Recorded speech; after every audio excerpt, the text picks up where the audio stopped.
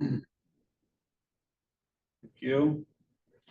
Right, well, welcome everyone to our April 14th, 2025 Whatcom County Forest Resilience Task Force. I am your chair, Chris Elder, so I'll go ahead and call the meeting to order. Just at a rough count, we do have a quorum present with, I believe, 10 or 11 members present. Hopefully folks had a chance to look at the agenda. Are there any modifications or revisions to the agenda as written? If not, I'll go ahead and consider that approved. So move on to our next bullet point, which is to review and approve a couple meeting summaries. I'll just take them one at a time. So any comments or suggested edits to the February 10th meeting summary? And if not, I'd entertain a motion to approve as written. This is Carl, so moved. You, Carl. I'll second. Thanks, Oliver.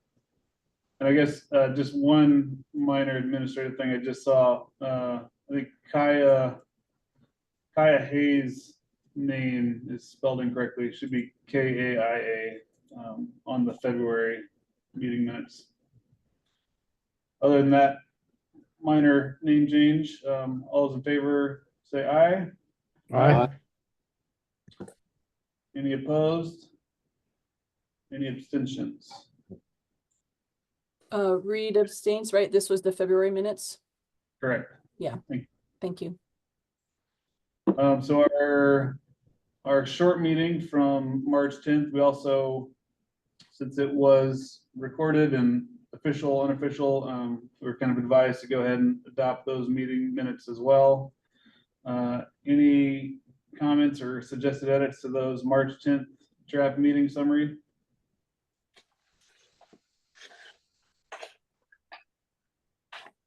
Not, entertain a motion to approve.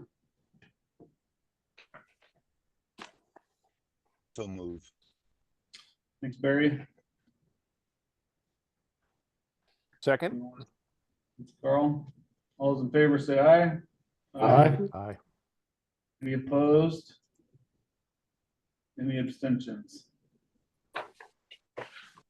Okay, on to updates and announcements. Maybe Melanie, I'll ask you first. Do you have any consultant updates for the group? No updates. Right. Kirsten, do you have any updates? Nothing.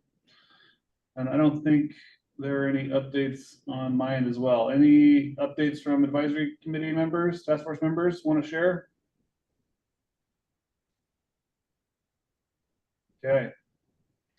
Not seeing any. We'll go ahead and roll on to our public comment period. Just a reminder, we have limited public comments to 2 minutes and have to be on topic.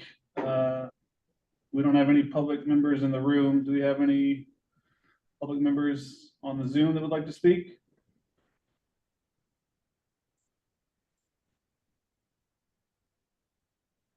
Seeing any? We have one attendee. If you would, Alan, if you would like to make a comment, go ahead and raise your hand.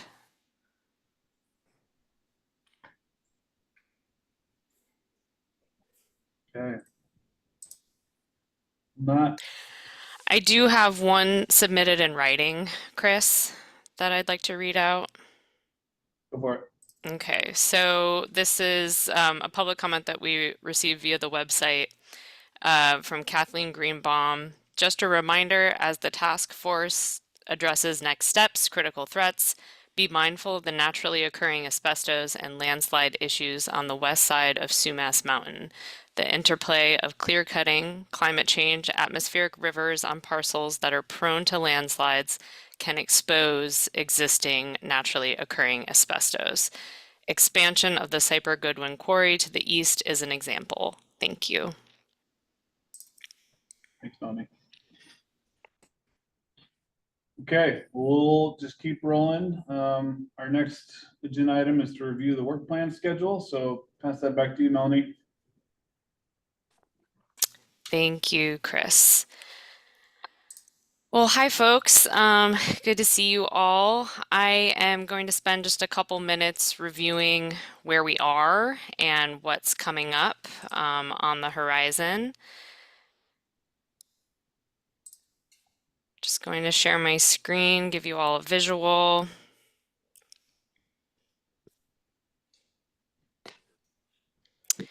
So what I'd like to do is just kind of zoom in here on where we are today. This is April 14th. There's a lot of detail in here. We're using this to track all of the review cycles.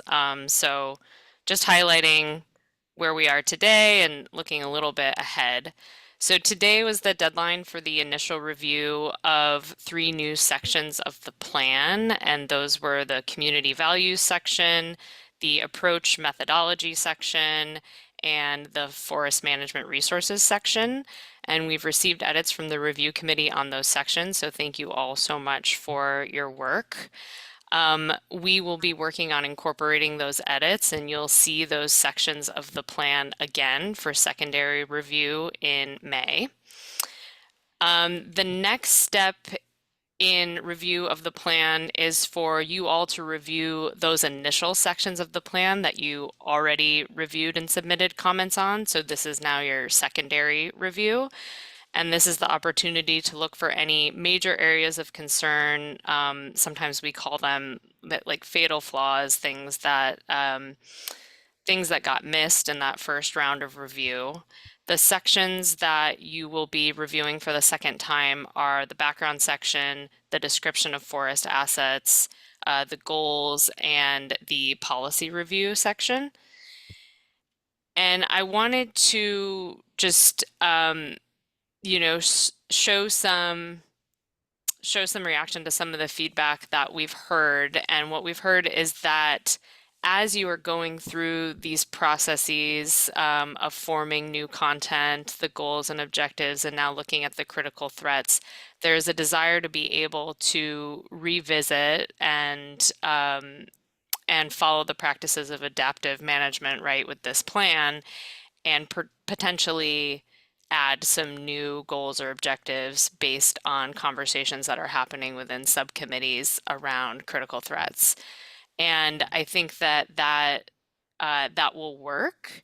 And my recommendation would be that you as subcommittees, as you're going through these conversations and discussing things like critical threats, if you are identifying new goals or objectives that you think are missing, that you recommend those from your subcommittee and share those with us, Triangle, for incorporation into the plan, which then the full task force will have the opportunity to review in these subsequent review cycles.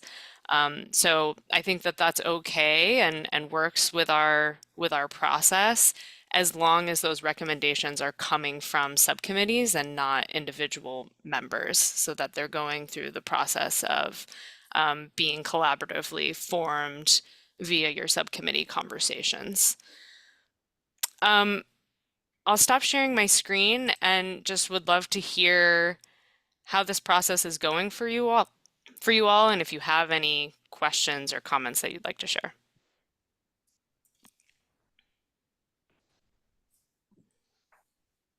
Yeah, Oliver. Yeah, thank you. Just out of curiosity, where are we in terms of finalizing or adopting objectives? I know that one of the things that has not been done, at least on the 2 subcommittees I'm on, is quantify the objectives. So just curious what your perception is on the status of that and where we go from here. Thanks, Oliver. The objectives are on the agenda for today to talk about in just a short amount of time. So we'll cover that shortly. Thank you. Any other questions or comments?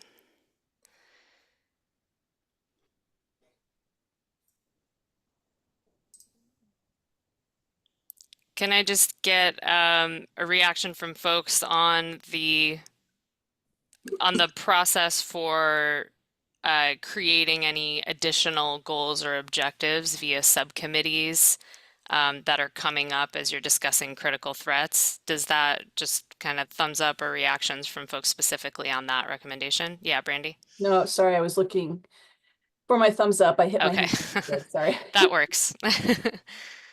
Other folks, thumbs up, sounds good. Okay. Jen. Thanks. I guess clarification, is this basically just giving us the option during our next like subcommittee to just revisit those and bring back as a whole if we would like to? Yes, exactly. It's just basically, although we recognize that the goals have been formally approved by the full task force, if new goals come up, right, out of these conversations, we want to create the opportunity to bring those forward to the group. Thanks for clarifying.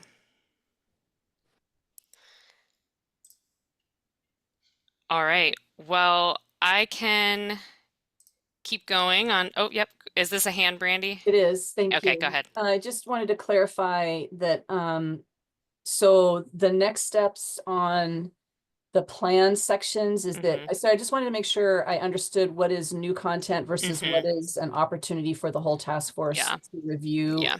Okay, can you just say that one more time, please? Definitely. I'll say it, and then I'll also note that as we're sharing out updated versions of the plan for you all to review, there's instructions at the top that indicate the sections that are on your docket, I guess, for your first round review, and everything is color coordinated within the plan itself so that it's really clear.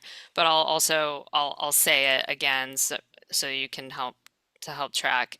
The community values section, the approach/methodology section, and the forest management resources section. And so those are the 3 new sections that we'll be sharing with you this afternoon. You'll get an email from Kate this afternoon. Yes, Oliver? Yeah, thanks. Where is the most effective place to view a complete outline of the forest resilience report or plan? In all of the, whenever we're sending you sections of the plan to review, the table of contents is on the very first page. Okay, so that is the current snapshot on the status of the outline. Yes. Thank you. Yeah, you're welcome. Yep, Brandy? So earlier, you mentioned though, you mentioned the background section, the forest assets, goals and policy review. What were you trying to say about that earlier? That's what I got confused. Yeah, so those sections you've all reviewed for your initial review to provide comments, and what you will have the opportunity to do is review those a second time. So that's our secondary review process, right? And so that is to look out for any areas of major concern, right? Fatal flaws, things that that got missed in that initial review. So those are the sections for secondary review.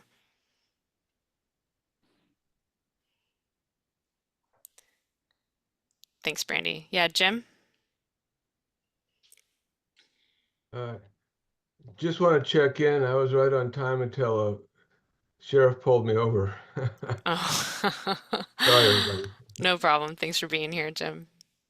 We're just talking through the schedule and the plan review process. Surprised you let you go, Jim.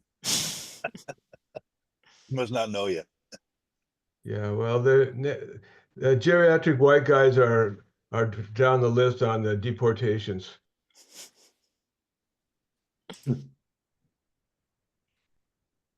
Any other questions? Any other comments from folks?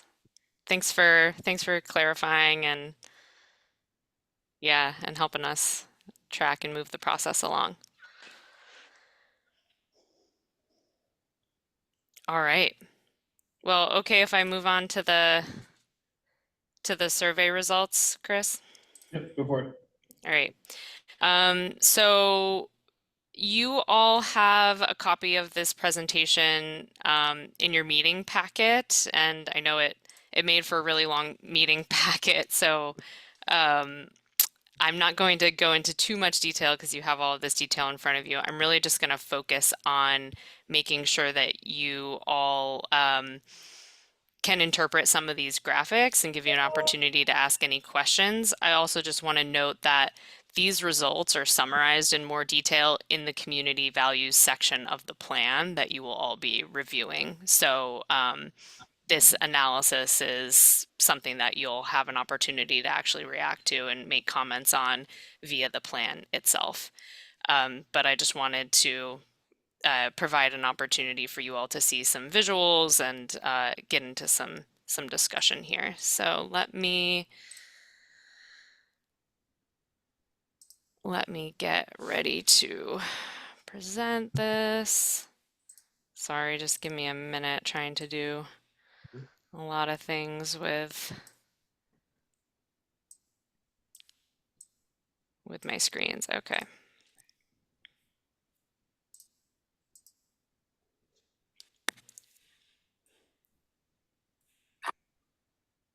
Folks seeing that okay? Loading slowly. There you go. Okay. All right. So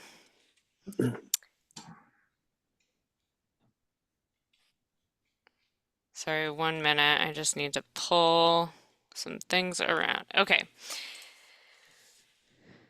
So this probably feels like an eternity ago, but we did release and analyze a survey, and a reminder of to everybody what the goal of that survey was. So we wanted to solicit community input on core values and interests related to Whatcom County forests to incorporate into the Whatcom Forest Resilience Plan. So this was part of the code, was to ensure that this plan is incorporating community values and interests on the subject. Just briefly, some of the limitations, we were using a snowball approach, so we were relying on folks to share the survey via word of mouth and trying to get it out there to as many folks as possible. Was not fully representative of Whatcom County demographically. We did do some specific targeting to try to capture as many different groups within Whatcom County as possible. And we had the survey open for about 1 month to give us adequate time to go through analysis and incorporate into the plan. So we did an assessment interview process last year, and those influenced the survey questions. We also created some promotional materials to support the distribution, and you all, task force members, helped us share the survey out. Whatcom County staff helped promote the survey. We ended up with 372 responses, and like I noted, it was open for about a month, 32 days. Okay, so just really briefly, here's a snapshot of what participation in the survey looked like. As we often see with surveys, respondents skewed older and whiter. So we had a majority of folks were over the age of 55, 78% were white, and then you can see the distribution of the different races from other respondents. We had a slightly more female representation and pretty even distribution of rural, urban, and suburban respondents. So here I'm going to move through these pretty quickly, and then I'll pause after this, Oliver, and I see your hand, I'll get to your question. What I want to do is just kind of highlight some of the key findings and then mostly give you all an opportunity to ask any questions that you might have. So we were asking in this question how people typically engage with forests in Whatcom County, and you can see a strong majority of respondents engaged via recreation. Before I go on to the next slide, Oliver, do you have a question that you want to ask now? It relates to key findings, so the most effective time would be fine. Okay. Is it okay to just wait till I go through some of these slides? That'd be fine. Thank you. Okay, thanks, Oliver. All right, and we had a few questions that were asking folks to respond to what they personally valued most. And so what they personally valued most about forests in Whatcom County, the way to interpret this is folks were asked to rank 1 through 10. And you can see here in the green, these are the responses that individuals selected as their most valued. So ecosystem services was the one that most people selected first. And then the converse of that, if you look at the gray here off to the right, lumber production was the one that most was the least valued, right? So folks selected that as their 10th option most frequently. And then you can see kind of the spread in between. And again, there's more detailed analysis in the community value section in the plan that you'll see shortly, but this is just kind of to get a quick snapshot of folks' response to this question. These are some of the key findings. We asked an open-ended question for folks to describe a resilient forest in their own words, and these are some of the responses to that. This question was asking primary purpose of forests in Whatcom County, and again, ecosystem services were identified as the primary purpose for most respondents, followed by climate resilience and fish and wildlife. Biggest challenges to achieving forest resiliency. The 3 biggest challenges that respondents identified were conversion of forest land and development, climate change, and wildfires. And then this is just some additional context that people shared related to the primary purpose, threats, and investment. Ecosystem services, again, the primary purpose, changes in land use, increased development, conversion were the biggest threats. And then top ranked priority for promoting resiliency was to increase investment in future acquisitions of timberland.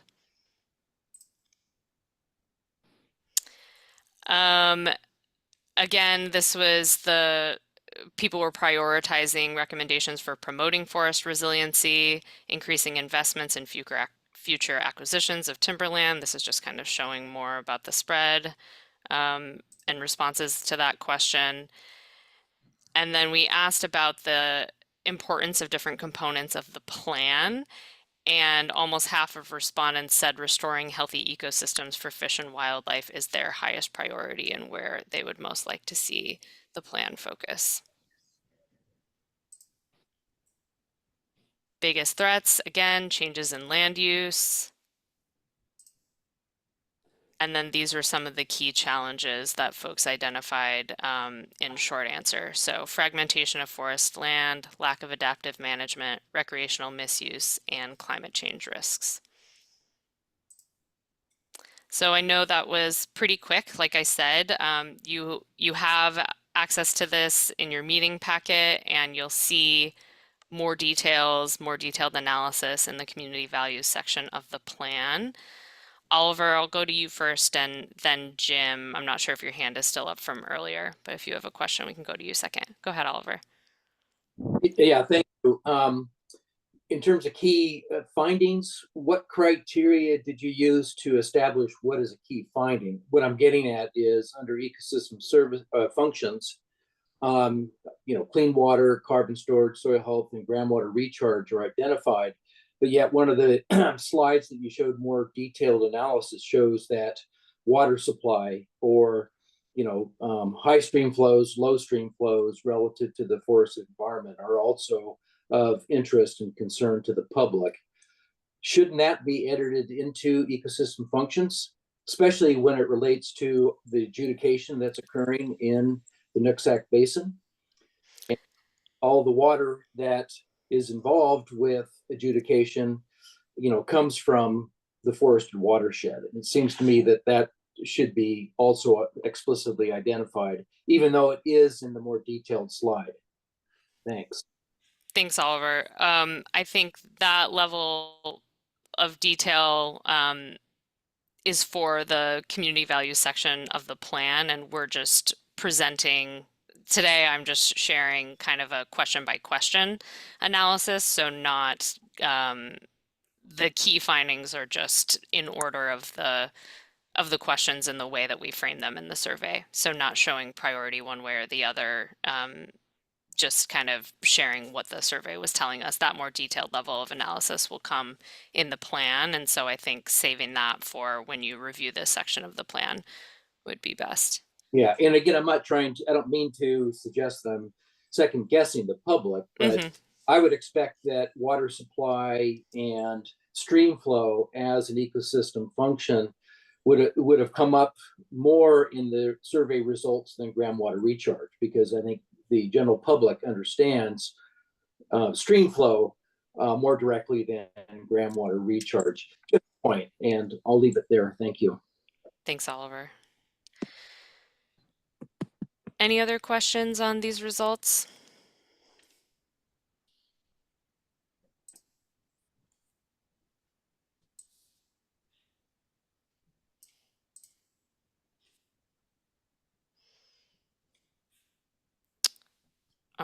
Carl. Yeah, I was wondering if you can just talk a little bit about how much credence this survey is going to be given in the report, because it seems like since it wasn't a representative sample, it's kind of questionable, you know, if the Sierra Club pushed this out and got their members to respond versus the forest protection industry, you're going to get very different results. So how much credence are we actually going to give to what this survey showed? I can share how it will be incorporated into the plan, and I can share, you know, just a perspective for the task force to consider related to that, Carl, and I think it's a good point. The requirement as part of the code is to incorporate community values into the plan. And this was the process that we developed to present those community values as we were able to identify them. And that's separate from, you know, the process that you are all going through. What I would recommend is that the task force, you all as a task force, review these results and, you know, consider the goals, objectives, threats, and actions in light of what these findings are showing and in light of what the community is sharing. And it's just as a way of ensuring that, you know, things that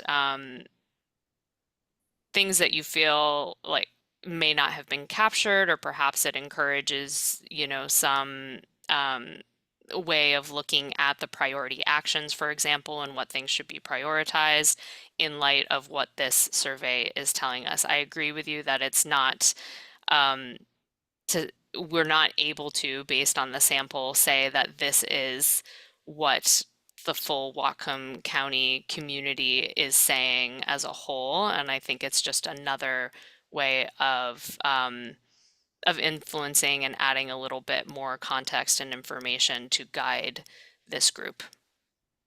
Thanks. Thanks, Carl. Oliver, and then Ellen. Yeah, I guess I lied. I said I was going to leave my question or let my question lie. But going back to the more detailed slide that identifies stream high and low flows, it looks like there's a fair number of respondents that identified that as, you know, that the public ranked as importance in terms of forest resiliency. So again, I would argue that it really should be included in the ecosystem services key results slide. Because that's a fairly high frequency compared to some of the other categories. Thanks, Oliver. I think that's a good recommendation for the community values section of the plan.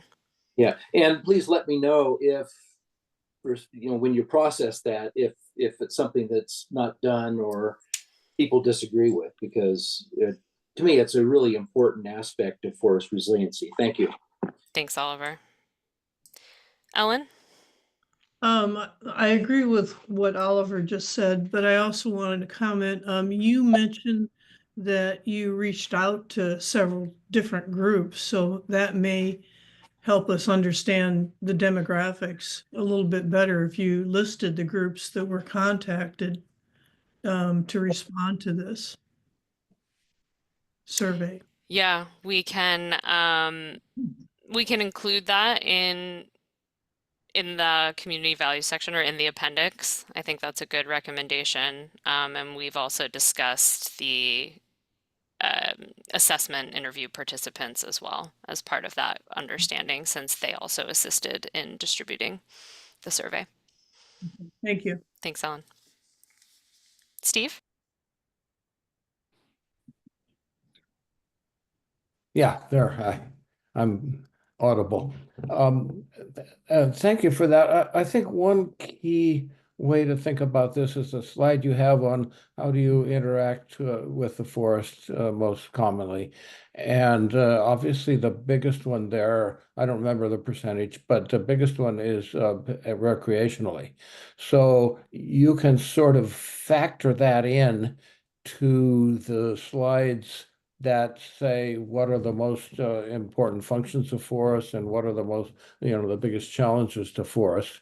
That this survey, to some extent, represents mostly people who interact recreationally or as hunting and gathering and so forth. Not very many who are involved in the lumber industry.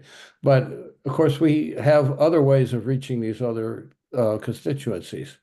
Right, and we've worked very hard on that, and all the subcommittees, particularly the forest management coordination subcommittees, to get detailed feedback on the interests of both tribes and of commercial industrial forestry, and we're working on the small private landowners, and then also the DNR. So there.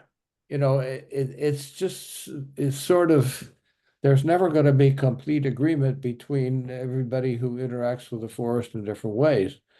But by having these multifaceted approaches to different kinds of people who value the forest for different reasons and who interact with the forest in different ways, then the hope is that we can come up with some feeling for what people care about. And after all, this is not an election.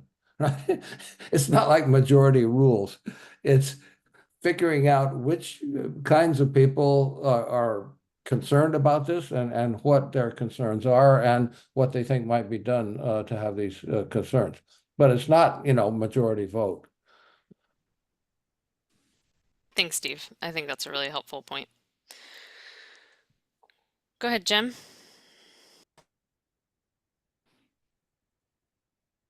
You're muted, Jim. Jim, we can't hear you. You're on mute. Jim, can you hear us? Yeah, There you it's go. good stuff too. Yeah, same vein. Obviously, a lot of people, there's more people who live in town and go hike in the woods than there are people who live in the forest and are concerned about forest industries. And sure, they're going to have different opinions. And if we got all the forest owners connected with this survey, then we might have a different opinion. But really, our job isn't to implement people's opinions, it's to do the best job for the greatest good. Thank you, Jim.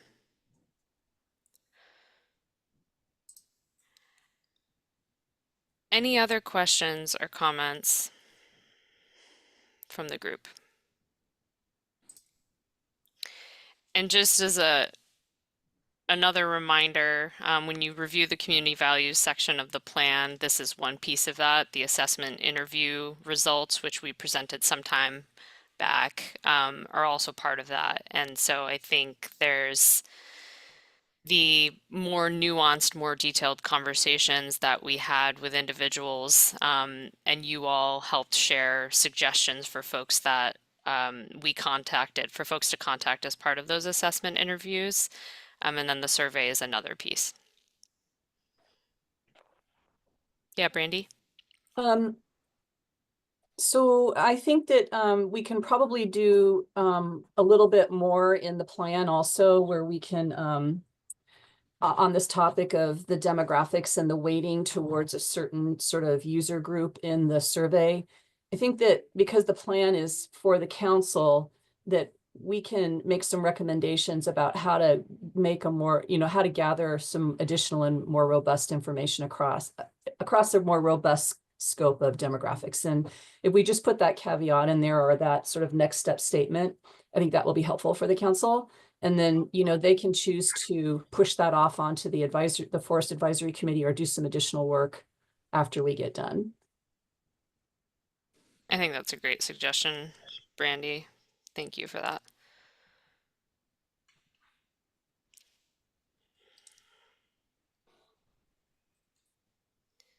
Any other comments or questions?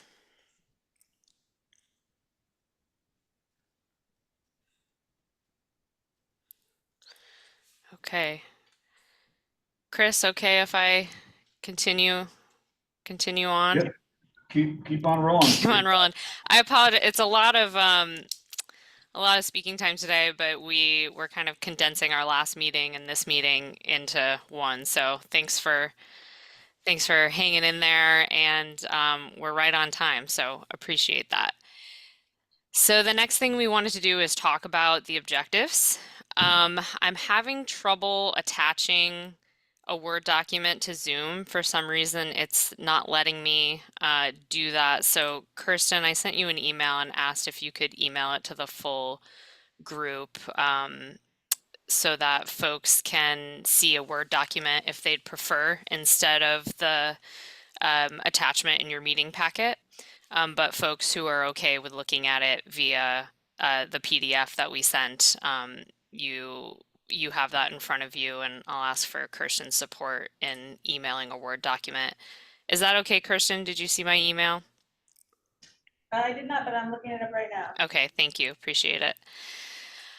So I know that you've all been working really hard on these objectives, and you've spent a lot of time in subcommittees working on them. And so I want to thank you all for your work on this. I know it's we've been working on it for a few months now, and these updated objectives are the results of some work that Triangle and Dave have done to consolidate like objectives. So there were some that were very, very similar. And so we just condensed them and merged them and nested them under what we felt was the most appropriate or relevant goal.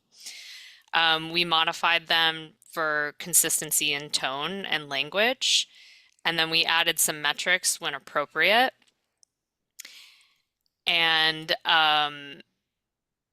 did some additional just consolidating some very similar objectives, or sorry, I already noted that we consolidated like objectives, but we did some reshifting to reword some that were more appropriate as actions, and we've noted that in here as well. So that's why you see some actions listed. In addition, some subcommittees already did the work of redesignating some draft objectives as actions. So what I'd like to do is I want to hear your thoughts. Hopefully you had a chance to review these. And I want to hear your thoughts on how these are looking and how they stand now. And I want to also note that based on what we discussed earlier about the review cycles, is that you will all have an opportunity as a full task force to review goals and objectives and eventually critical threats and actions within the context of the plan. And you will have the opportunity to provide comments and feedback in that format. And so, although we went through the process of formally adopting the task force goals, and I think it was really important that we did that since that was really the foundation, I think that for the objectives and the threats and the actions, it makes more sense that this would be more iterative and a a little bit more subject to change as we are reviewing the contents of the plan as a whole and as we are considering the content that is coming out of subcommittees as you're moving forward into the threats and into the actions. So I think the question for you all is what major concerns do you have or questions do you have on these objectives as they stand for us to address before you have the opportunity to provide maybe more specific and detailed comments as you're reviewing them within the context of the plan? So I see Jim's hand and then Oliver. Go ahead, Jim. So sorry, I was out of the country with no Wi-Fi at the appropriate meeting, but I've been communicating to many of you on subsidiary channels. Many of these goals are redundant, and if I was on council and I read this, it would lose credibility because, like I said, there's redundancy and council people don't have a lot of time.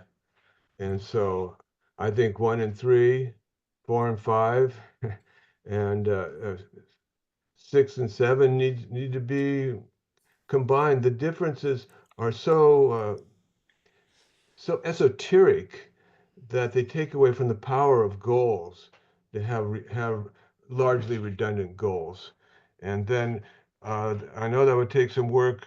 Basically, all the objectives are pertinent, and could be that some of the objectives are redundant because they're placed under redundant goals. And I may be just shouting into the wind here, but I have to make this comment to everybody. I didn't like having more than 3 goals to begin with, and I don't feel too favorable about how this is going in that regard.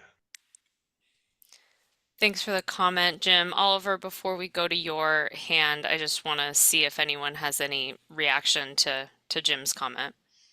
I do have a reaction to. Okay. Jim. Go And ahead, then Oliver. I agree with Jim's comment. However, in subcommittees, we've always dealt with that issue of redundancy and or too many goals and objectives based on that's an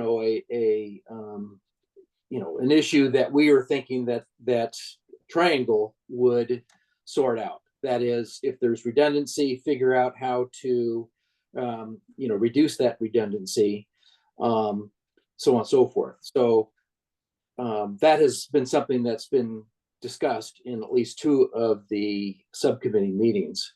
My other point was— Sorry, Oliver, I just want to clarify one thing. I think Jim is talking about the goals, which this group approved, the task force goals, and without any discussion on redundancy within the goals. So I just want to clarify that because I think that might be true for objectives, but not for the goals. Right. So I was just explaining that the goals that are listed are a function of each subcommittee as approved by the whole, but I don't think the issue of redundancy necessarily has been directly worked on. So I was just kind of supporting Jim's comment. Thanks, Oliver. Brandy? Thanks. I agree that there is redundancy, and I see the redundancy as a natural outcome of the way the subcommittee topics were agreed upon and formed. And so I think that because we didn't spend time on figuring out whether or not there needed to be the subcommittees that there are, whether or not there's just redundancy there, I think. And I do think that we haven't done the work to, as a subcommittee, address the redundancy. I actually think that there's been, at least in a couple of different subcommittees that I've sat in on, a discussion about the need to come together and workshop when this space and this meeting is really tight it doesn't really create an opportunity. It doesn't support, you know, sort of the whole committee, the whole task force workshopping. And that's where the redundancy can get addressed. That's where the overlap between the different subcommittees that are, you know, nested under this topic versus this topic versus this other topic can start to map out how these things can be merged and where there needs to be ongoing separation and parsing and that sort of thing. Now, that's been brought up a couple of times in the subcommittees. I think it was mentioned in a task force meeting even at one point. And I don't think that I don't see a clear path forward without something like that to address this concern. I also don't think that this group is going to be super happy with just giving that over to Triangle to do. I think that there's some nuances that are in the discussions at the subcommittees that are happening that you guys aren't privy to. And so, you know, like looking at this modified objectives list is going to be important for us because we may think that you may think that there was a redundancy there and there was really something that needed to be parsed and it would get lost unless we had that conversation where we could elevate that and correct that. Anyway, so I think it's a product of how we've been doing our business and I think it's solvable. I just think that we have to take the time to solve it. Thanks, Brandy. I appreciate that, and I think that makes a lot of sense. I have some thoughts about possibly using this meeting time for that purpose, so I'll think about that a little bit more. And Oliver, is this a new hand? A new hand, yes. Yeah, go ahead, Oliver. Yeah, getting back to quantifying the objectives, again, I'm supportive of that goal of quantifying the objectives. However, given the time frame and the need to move forward, as long as we agree on the concept of objectives, I would suggest that it might make more sense to try to quantify the objectives later on. Or leave the objectives qualitative and then come up with performance standards associated with each objective later on as we have more time. I think those are both good suggestions. Curious what the group thinks about those ideas. Steve? I have a concrete suggestion that might or might not work, which is I think I may be prejudiced because I've been on it, but I think the review committee has been a useful channel or a useful method for going over the sections of the draft report that Triangle and Dave feel are ready to be reviewed, especially since we allow the members of the task force to make suggestions at that stage. I wonder if it's possible for a subgroup to work specifically on reducing their redundancy of goals. I would hope that it's not the review committee, because the review committee people already got a lot to do, plus their subcommittees. But could there be a ad hoc group for redundancy reduction or something like that, which might want to include one person from each subcommittee or some other way of selecting that? And probably, you know, one meeting of such a group would be able to come forward with a series of suggestions for reduced redundancy goals, which could then go to the whole task force. That might be a way to resolve this without, you know, everybody talking about it all at once. Thanks, Steve. Another good option to consider, and I'll come back to all of the great suggestions that folks have. Go ahead, Jen.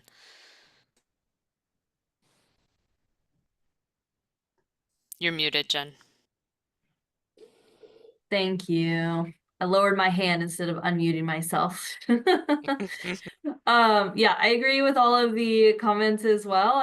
From my recollection, I mean, even the goal statements, we've had to talk about those across 2 different meetings, across the subcommittees. And I think what we had decided from my recollection was, let's just call this good as is, and we can come back and revisit, combine all together. And I think that's just the missing piece, that we haven't done that yet. I also agree with Steve. I think having a smaller subset group to provide a draft to come back with will probably be a lot more helpful. and less time consuming, knowing that, I mean, we weren't even able to get through all of our listed ones through this meeting in the past with a solid hour and a half set aside for it. My only other thing that I would like to add is I would like to see these goals listed out, whether they're prioritized or just have a better understanding of what gets number 1, what gets number 10, for example, instead of just kind of listed out by the order that we developed them, more or less. And that's it. Great comments. Great suggestions, folks. Based on what I'm hearing, these are really good ideas. I think that some combination of a smaller group and full task force discussion could work really well. And my proposal would be that a smaller group, someone from each of the subcommittees who feels like they have some time and interest in reviewing the goals and objectives that we have so far, looking specifically at redundancy and maybe also additionally prioritization, to your point, Jen, and come up with some recommendations for the full group, and that you all have a full hour and a half solely focused on that topic.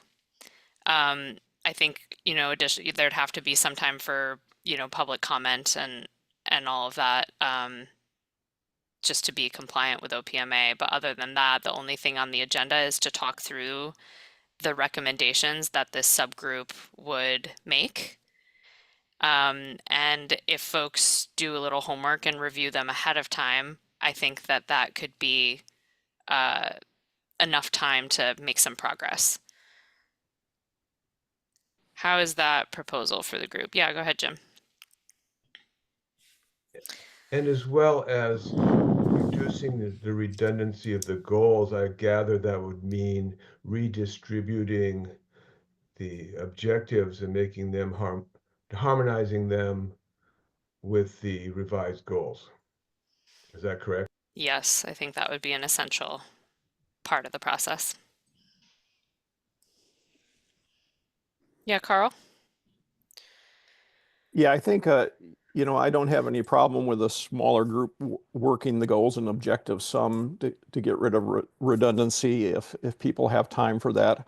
On the other hand, as we're moving into kind of the meat of the report and starting to review the actual text of the report, it seems like there's going to be an automatic review, and it doesn't look like Dave joined us today, but I was just wondering where he's kind of sitting with this, because it seems like as he starts drafting the sections, it's going to be real obvious to him that this is redundant and the objectives need to be reworded.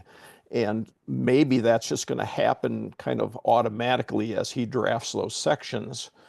Maybe a small group could help him in that to some degree, but should we as the whole group be worried about that when we now have sections of the report to review also? Just to respond to the point about Dave, we've connected on the redundancies, and yeah, he's noted some of those, and it sounds like this full group, and Dave would agree, would like to be participating in revising those due to some of the nuanced conversations that are happening within subcommittees that we are not privy to. So that's what I'm hearing. And I think, it's a question of capacity. Are there 4 folks, right? Someone from each subcommittee who feels like they have the capacity to focus on this, or would the group rather go through this process within the plan?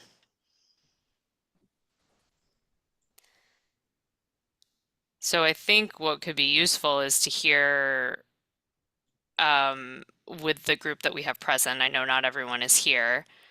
Is there anyone who is willing and interested in participating in a small group to look specifically at redundancies and make some recommendations? Sure, I'd be interested in doing that. Okay, Oliver. Ellen, Is that something you're interested in? Okay. Jen? Yeah, I feel like I offered up Brandy last time, so I can take this one on if Brandy would like, from at least the stewardship and land use side. Okay. Sounds good. And I'm just doing a quick cross-check from my memory of subcommittee. So we've got stewardship and land use. Oliver, are you on, you're on a couple, no, you're on one subcommittee. Are you on industry and economics, Oliver? Yes, I'm on two Oh, you are on two. Okay. in climate informed Okay. management.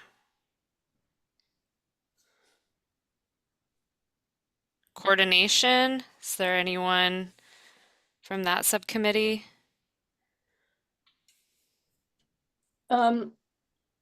I can participate from that subcommittee, if there's no one else.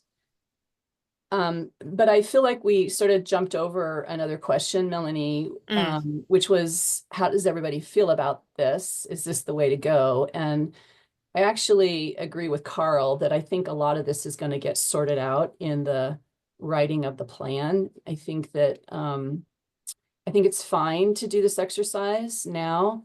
I just think that it maybe isn't necessary to do it between now and the next meeting, but it's possible. But I think it's something that could be done a little later in the process. Yeah, how do folks feel about that?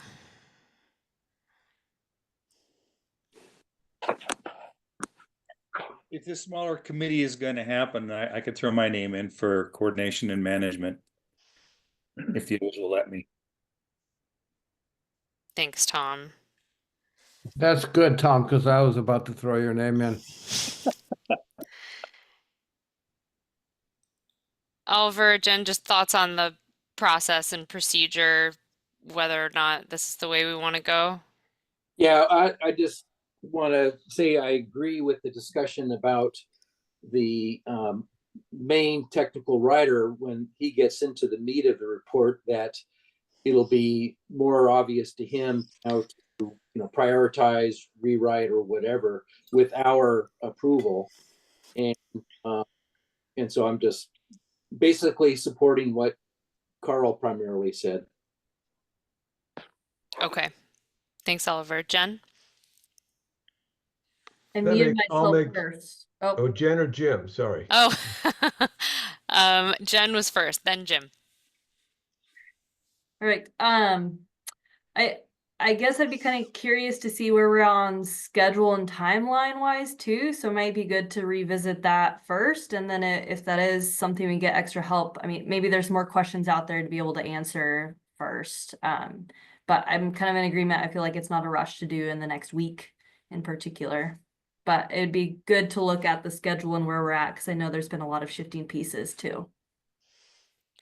And then Jen, and I want to hear from others who are about to comment. Are you all in support of this smaller group, this additional subcommittee happening? There's a question of timeline, but I just want to be clear of your thoughts and reaction to this happening at some point. You're in favor of that? Yeah, can we just offer up like a thumbs up or thumbs down from everybody? Yeah. How are folks feeling about a small group, a subcommittee forming to specifically focus on the redundancies across goals and objectives across different subcommittees?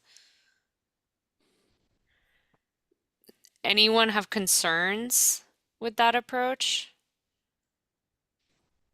Yeah, I do, but I've already stated my concerns about what I think needs to happen. I think there needs to be a more comprehensive discussion to pull this group together as a task force.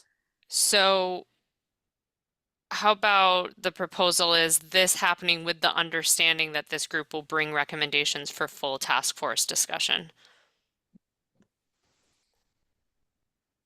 How does that sound, Brandy? Like, I just don't feel like it's important to focus on it right now. I think we need to Okay. get through. I mean, I think we haven't all seen enough of the plan and how the content is being treated in the structure of a plan to know what to do with this. I just think it's premature. I agree that there's redundancy, I see it as a product of how we've been self-organizing. I think it's going to come out in the wash. I think we need to get a little further down the road. We need to lay some more pavement on the road before we can get there. Okay, so some timing to consider, but it sounds like, Brandy, there's some support overall for this process occurring at some Maybe. point. I Okay. don't know. It's going to depend on how it's shaping up in the content of the plan. But Okay. that's where I'm at, and I seem to be a minority voice on that perspective. So Well, I thank you for sharing your concerns, and I think it's all helping us process and think through this. Ellen, go ahead. You've had your hand up. No, I just think the overlap in the objectives has always bothered me and trying to resolve that. And after the whole process that we went through writing the climate action report for the county, I don't know how we would have done it had we not first laid out the objectives and then written the report. But we had to have clear objectives in order to sit down and write a comprehensive report. Here, I mean, honestly, I've never understood why, for what subcommittee is in charge of recreation, for example? Is that stewardship? And if it is, why is it under forest industry and economics? It's been very confusing all along, and I just don't know how Tom's going to be writing this report with these objectives. So it's bothered me for a long time. That's all I wanted to say. Thanks, Ellen. Thanks for sharing that. Jim? Well, the reason I would like to see the simplification expedited is that as we move on with more detailed action steps, then they will be more convoluted and redundant if we don't narrow it down sooner. Thanks, Jim. Well, it sounds like there is majority support for forming this group and taking a deeper dive into the goals and objectives as they stand and focusing on the redundancy there. And it sounds like there's some volunteers that we have: Oliver, Ellen, Jen, and Tom. And Brandy, would you still like to be involved in those discussions? I'm happy to support them if that's needed.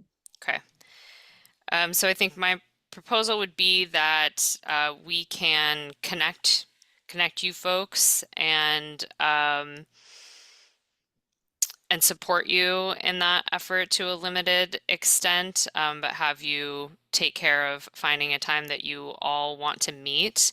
And I think that my recommendation would be to try to do so before our next task force meeting, but not have the expectation that you'll have anything ready for full group discussion at the next task force meeting, but just that you try to meet so that we have a sense of what you're finding and how much time you might need to have something for the full task force to review. Can I get a reaction to that proposed plan and timeline from folks? Thumbs up if that sounds good, or hand raise if you have any questions. Yeah, Jen? Thanks. I guess I mean, if we're gonna do that, it'd be great to get a volunteer of who's gonna schedule first. And then second, I think it'd still be really good to look at that schedule for this plan on a whole as well. Mm-hmm. And so maybe it's we can commit to that now, but then I would love to hear the schedule and hear back if it makes more sense to get extra help elsewhere too. Right, so as a tentative plan, more or less. Sure, why don't I pull up the schedule?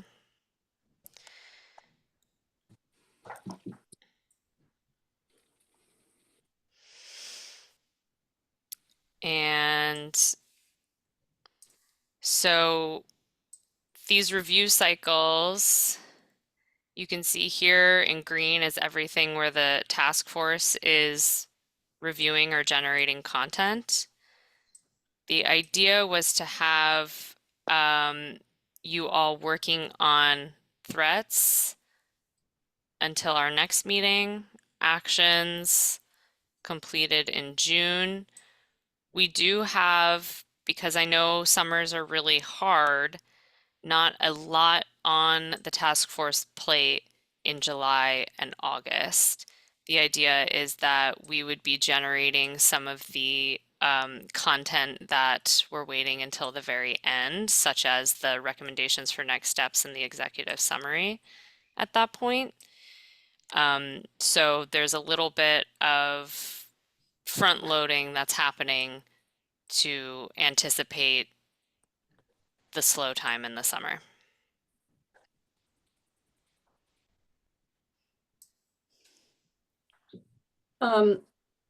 Sorry. No, go ahead. Well, so Abe has his hand up. Oh yeah, go ahead, Abe. Sorry, I can't see my hands. Yeah, how long are we planning on working in the subgroups? Is that something that'll persist throughout the duration of the task force?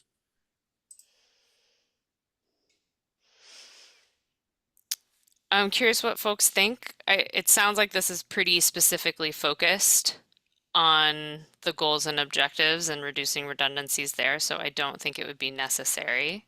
But I'm curious if others have other thoughts.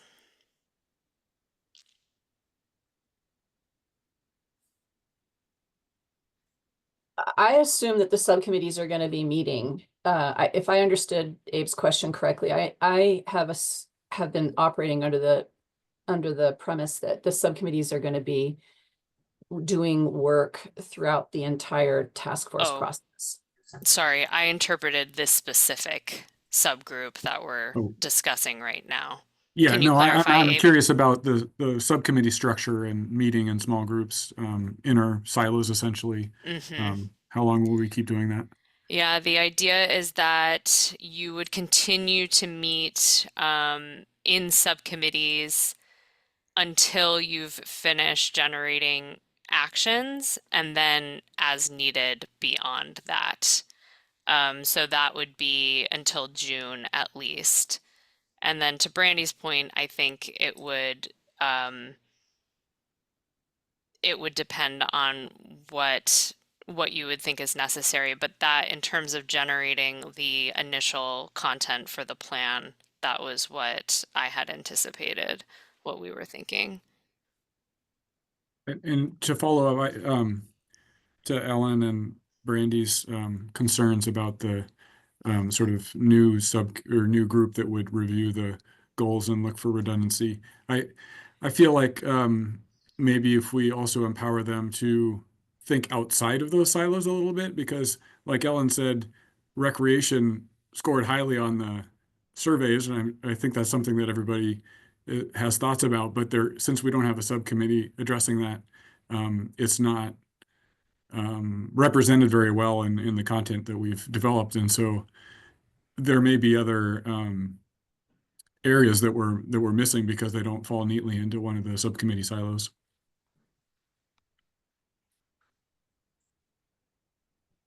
Thanks, Abe.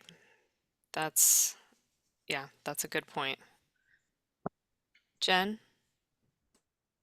Yeah, thanks, Abe, for that question, because that just makes me think that, I mean, if we're gonna have specific actions for all of the goals in the subcommittees, then it doesn't make sense to combine all of these with this extra subcommittee until that's done. So I mean, again, happy to meet tentatively before the next meeting, but it seems like we might be getting a little ahead. Back to Brandy's point, if we're still working on the subcommittees on these, we should wait till that's done to then put them all together, making sure they're cohesive as well. Yeah, and my friendly sort of add-on to what Jen just said is that for me, it makes sense that these goals and objectives have been populated based on the interests of the people who are sitting on these subcommittees. These subcommittees are titled the way that they are because of the interests of the people that are on those subcommittees and the nuances of how a goal that appears to be redundant across one, two, or more subcommittees is a product of the perspectives that these people are that we're bringing to the subcommittees. So I feel like once we get down to the actions level, we're really going to start to see whether or not there's something that currently looks redundant, but in the end won't be redundant because of the level of specificity that we get to on the actions level. That's me. I agree with you, Jen. And so, but again, I'm happy to meet to at least rough out the idea about what the process will be, and then rough out an idea about when it starts. Personally think it should start after the actions are compiled, though.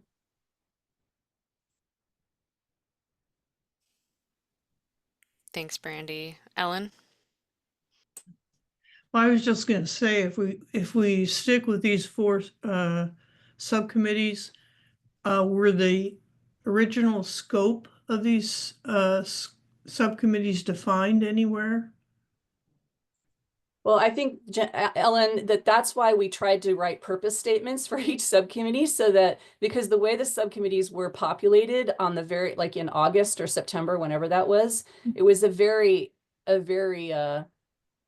quick approach to saying, oh, let's form these subcommittees. And I think that the purpose statements were intended to try to center the work of the subcommittees and try and communicate where we're coming from and what we're trying to do. Okay, so we have a purpose statement that outlines the scope of each subcommittee then. I mean, Is that maybe what we're not saying? maybe not to your desired level, but that was the purpose of the, in my mind, of the purpose statements. Can Triangle send us those purpose statements, I please? think we have them in our own, each Google Drive has them somewhere in our Google Drive.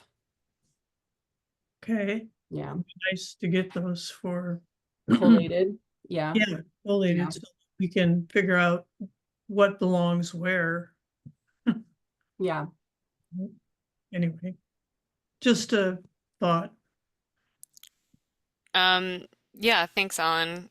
Chris, is that something, since you have access to those, that you'd be able to just send a link to everybody to the purpose statements?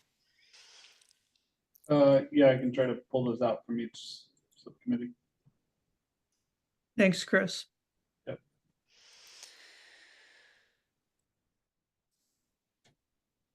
I think what I'm hearing is that there's some question about the appropriate timing of working through these, and it sounds like there's a willingness to maybe see how things play out over the next review cycle when you're reviewing additional sections of the plan and there's a little bit more context, that this group could meet and talk a little bit more as a small group about what the process might look like moving forward, and maybe just have the opportunity to share ideas there and think about what might work best. And maybe my recommendation for the group to consider would be that at the next task force meeting, you have a recommendation for that process, not necessarily recommendations on reducing redundancy, but just what the process for doing so might look like. So I guess that's a question for the full group, and then more specifically, Oliver, Ellen, Jen, Brandy, and Tom as the subcommittee forming on this topic. How does that sound? Personally, I think producing a proposal for what the process would be makes sense at this time and is reasonable to share out with everyone before the next task force meeting. Okay. Tom, Jen, Ellen? I have to admit, I missed your question. I'm sorry. That's okay, Tom. I'm asking if you feel comfortable meeting with this small group, this subcommittee, to focus on redundancies, to chart out what the process might look like, not to start the work of looking at the goals and objectives, but just to meet as a group and think about more about what that process might look like.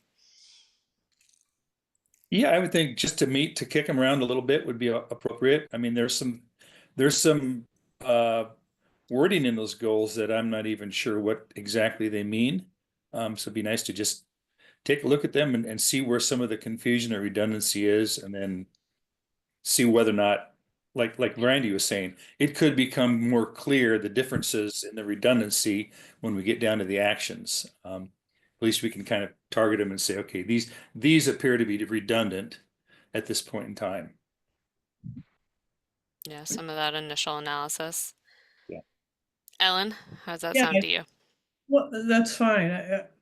Again, I think the process is to figure out what the scope is of each subcommittee is, and that, I guess, is in their purpose statements, and that will help align, you know, what type of goals should be in each of those different subcommittees. So that seems fairly straightforward, but maybe that's my science background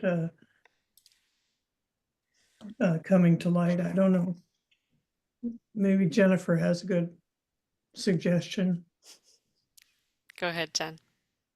Never. I was only gonna offer up scheduling our meeting, and then we can discuss more or less all of those things and come back to the full committee.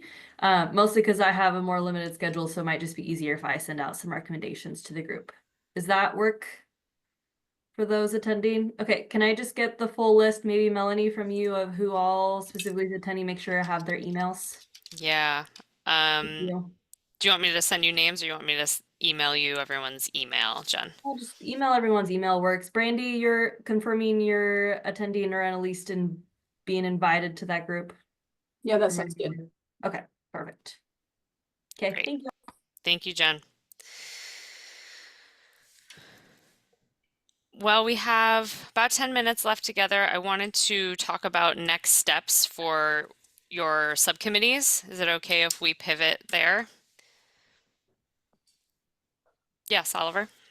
Oh, I may be ahead of you, but just curious to know the plan and the schedule for finishing our threats work by each subcommittee. But I'm assuming that you, since you're so complete, that you were going to mention anyway. That's where we're headed, Oliver. Thank you. So my understanding is that there are some subcommittees who have done a lot of work on critical threats already. Let me ask before I dive in, are there any subcommittees who feel like you're done drafting critical threats? Or is this something that's still in process for everybody? Jen, is that a maybe? Maybe Yeah, getting sure. close? Sorry, I was like, That's should okay. I raise my hand or not? Yeah, I think we drafted them pretty well. I felt pretty good about it. That being said, we had about half the attendees in our subcommittee. So, I mean, I don't feel like we're getting full representation of a yes or a no on that one. Okay.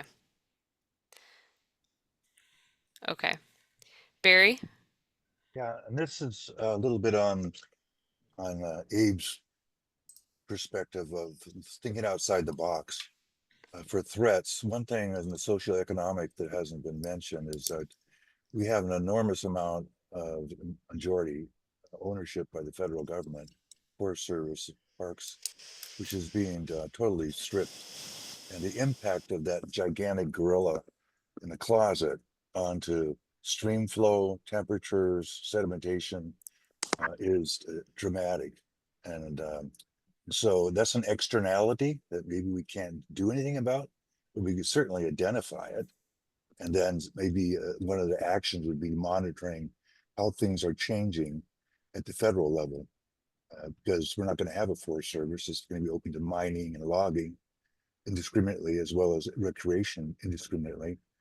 And that's going to be a tremendous hit. It's coming down the pike and coming really fast. And whether we can even adjust to that in time to make it mitigate the impact is really unknown at this point, I think. But we can't just ignore it. I mean, that'd be like, you know, the Canadian waters, and Canada decided, well, we're just going to dump all our oil and toxic into the waters coming from Canada into our watershed. Well, that's a huge thing. That we, you know, so they're not going to do that, but I hope not. But no, those externalities are something that hasn't been really discussed. And so my other part of my question is, when I have some ideas like that and they don't get through the committee because maybe I'm a minority voice, how do I get that input to you? And I'm looking at specific, you know, threats and actions. Well, I guess my response to that, Barry, would be that the reason for this task force as a whole, right, is for collaboration. And that can often mean that there's some compromise, right, in forming what goes into the plan. And the reason for subcommittees is to do that in a smaller scale, so that things are going through kind of smaller groups of collaborative decision making before coming to the full group. And so that's the reason that the subcommittees are forming these recommendations to then go into the plan for full task force review. And so I think if there's something that's not, if there are suggestions that are getting pushed back within the subcommittee, our role is not to go outside of that process. Our role is to follow that process and encourage you to continue having those discussions at the subcommittee level. Okay, so you're saying basically there is no independent means for any one member of your committee to actually have a minority opinion, and to bring that forward for all people to see, and like in the group. I think what I'm saying is that's that a failure. I think what failure. Well, I guess I'm curious what the full group thinks about the way the process has been working, and if there are any other concerns or comments or reactions to what Barry's bringing up. Steve, do you have something to say to that point? Yeah, both to that and your previous point. Your previous point of asking what the progress was. I've been coordinating both the coordination and the informed group, as I call them. And we've got preliminary lists that we went through in very productive meetings, but I don't think anybody thinks that they're finalized yet. They're out there for people to comment on, and people are willing way we've operated is people are very you know, welcome to add things just by email to the group and so forth. Barry's already done that, in fact, this morning to this subcommittee. So at least we're not the ones who've rejected him. I don't know who is. No, I'm just kidding.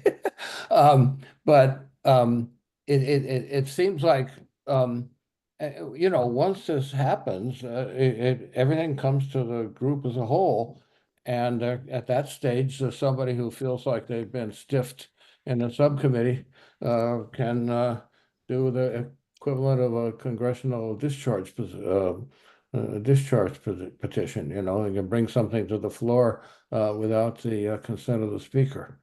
So it seems to me the process is still really open to anybody who has a, you know, has a suggestion that they feel has not been received. I mean, in the end, you know, somebody's gonna have to decide to put it in or not, but I think we need to be open and include everything in the preliminary list, and then we can work out what you know, what stays at the end. Thanks, Steve. Russ, and then Oliver. Yeah, I think to Barry's point, the forest management coordination subcommittee would be a good place to get your input into, Barry.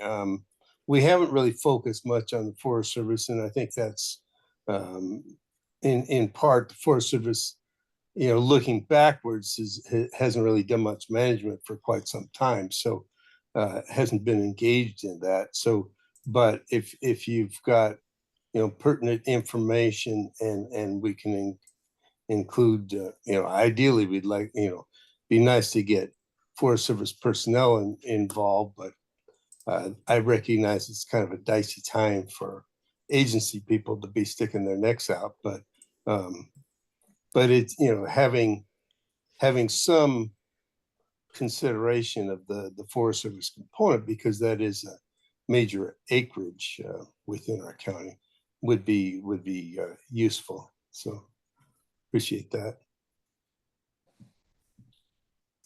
Thanks, Russ. Oliver, then Brandy.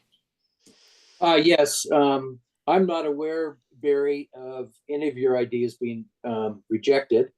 And I agree with how Steve was characterizing the process, that your ideas are always welcome.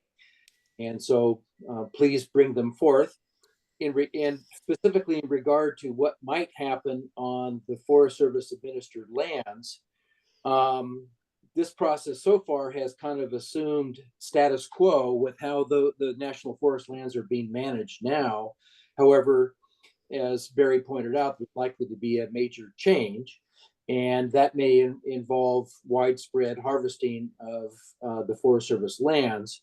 And the reason I'm concerned about that is all of the hydrologic modeling we did to evaluate the effect of forestry on stream flows focused on non-Forest Service administered commercial forest lands. And one of our end member modeling scenarios was for the harvest of all feasible commercial forests lands, either DNR or private lands, and that showed about a 25 to 50% reduction in stream flow in the South Fork Nooksack River. Now, from an ecosystem services standpoint, if the Forest Service lands are harvested, that scenario was not even included in our modeling. And so what I'm getting at is, if there's substantive harvest on Forest Service lands, there could be more than a 50% reduction in stream flow in the South Fork Nooksack River as an example. So I'm just verifying technically what Barry's concern is. Thanks, Oliver. Go ahead, Brandy. Yeah, so I think that the committees have been operating by consensus, and if somebody feels like their voice hasn't been heard, then that's a failure of the committees to try to bring forward all of the information. So I just as a process, I think that that's my understanding of how we've been operating. And if it's failing, we should revisit and make sure that we're elevating all voices. And when people aren't present, we're making an effort to mine them for information, even if they weren't able to be in the meeting. And I do think that the Forest Resilience Plan does have to take into consideration state and federal lands as well as local lands, because I think that it's pretty clear that we've been talking about things at the landscape scale, and those lands are part of the landscape. So I'm not sure how it gets addressed in the content and in the structure of the plan, but I do think that the landscape focus of what all the subcommittees have been doing requires us to say something at some point, somewhere in the plan. Thanks, Brandy. And thanks for the note about process and consensus at the subcommittee level. It's 12:30, so I just want to note the time, and Barry, I'll come back to you because I know this conversation started with you, but I just want to say, in case folks have to hop off, in the spirit of consensus and folks in the room, it sounds like we have most subcommittees have a list of threats, but that there haven't been full attendance at the subcommittee level to kind of indicate them as ready to share out. So my recommendation would be that subcommittees revisit the threats with as many folks as are able to be present for your next meeting. If you're still missing folks, like you noted, Brandy, doing some email follow-up to try to get folks' input, sharing a draft link to a document, I think has been working well for some subcommittees. If you are ready to move on to actions, I encourage you to do so and just reach out to us if you need any support or examples to that end. If you feel like you're ready to move on to actions and want some help from Triangle on the best way to go about that, please reach out. And then I know it's 12:31, so if folks have to hop, please do. But Barry, I want to give you a chance to respond. Yeah, thanks, Melanie, because that's kind of what I was thinking. Also, we need our subcommittee actually had that part at the bottom where we needed to come back and look at these as we're figuring out threats and actions. So it's a reiterative process. And my apologies to the people on my subcommittee. I come to every meeting. I try to be involved in every meeting. Technically, sometimes it doesn't work so well, but and I think they listen. Just that it's a filtering mechanism with this whole process. And so what happens many times is things get filtered out because other people don't really understand what the point is. Maybe it's about, I don't understand the economics of forestry as well as a lot of other people. And so editing that kind of stuff would be something I would probably make a mistake at. And likewise, ecosystem analysis is kind of more my forte. And so anyway, appreciate everyone's effort in this, and I hope I haven't put too much of a kink in things. Thank you. Thanks, Barry. On that note, I just want to thank all of you. I think as you're reviewing sections of the plan, I hope you feel like it's starting to come together. I know I certainly do, and just really impressed with your ability and commitment to the process and the hard work that you're all putting into this. So thank you all. Thanks so much for continuing to show up and do this great work. I'll pass it back to you, Chris. Okay, thanks everyone. It's 12:33. We are adjourned. Have a good rest of your day. Thanks, bye.